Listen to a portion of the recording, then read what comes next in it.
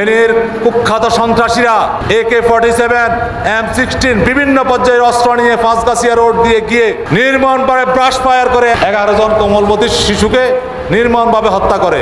অতীতে যারা হিন্দু বৌদ্ধ ঐক্য পরিষদের পর বিভিন্ন পর্যায়ের লোকদের উপর হামলা করেছে কারা, কিছুদিন আগে কারা বিলাস শাহের বইয়ের উপর নির্মম নির্যাতন করেছিল, কারা মহামায়া জুয়েলার্স ডাকাতি করেছিল, কারা সোনালী জুয়েলার্স ডাকাতি করেছিল, কারা হিন্দুদের কাছ থেকে বিভিন্ন পর্যায়ে চাঁদা নিয়েছিল, আপনারা সব কিছু অবগত আছেন।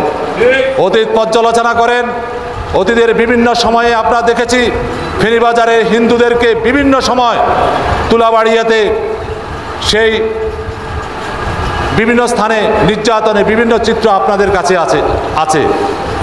বাংলাদেশ জাতীয়তাবাদী দল কখনো আপনাদের সাথে বৈষম্য আচরণ করে নেই এবং অতীতেও করে নেই, ভবিষ্যতেও করবে না।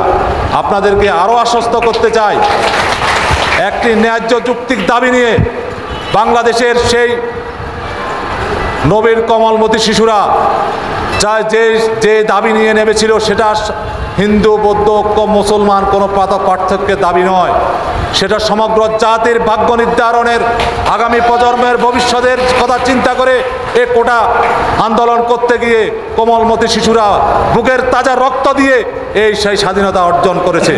সে স্বাধীনতা আজকে ভোগ না করেন আগামী প্রজন্ম ভোগ করবে। আমাদের প্রজন্মদের জন্য আজকে এই যাদের রক্তের বিনিময়ে স্বাধীনতা অর্জিত হয়েছে সে স্বাধীনতা আপনাদের জন্য রেখে গিয়েছে। আমরা এখানে বিএনপির শীর্ষ পর্যায়ের নেতৃবৃন্দ আছেন, এখানে আপনাদের হিন্দু বৌদ্ধ ঐক্য পরিষদের নেতৃবৃন্দ আছেন। আমরা ফেনী জেলার প্রত্যন্ত অঞ্চলে আমাদের প্রতিটি ইউনিয়ন থেকে ওয়ার্ড থেকে থানা শহরে আমরা সমন্বয় কমিটি করে দিয়েছি।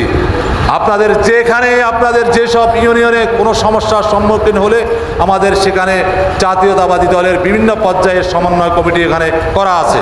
আপনাদেরকে সর্বসম্মত সকল প্রকারের সাহায্য করবে এবং আমাদেরকে জেলা প্রশাসক এবং আইনশৃঙ্খলা বাহিনীর থেকে সেটা সমন্বয় করে দিয়েছে। আপনারা স্ব ইউনিয়নে স্ব ওয়ার্ডে স্ব থানায় আপনাদের প্রতি কোনো জুলুম নির্যাতন হয়, কোনো লুটতরাজ হয়, সাথে সাথে আপনারা সেই সমন্বয় কমিটিকে বলবেন, না জেলা কমিটিকে বলবেন, নাহলে আইনশৃঙ্খলা বাহিনী করবে, সাথে সাথে প্রতিকারের ব্যবস্থা হয়।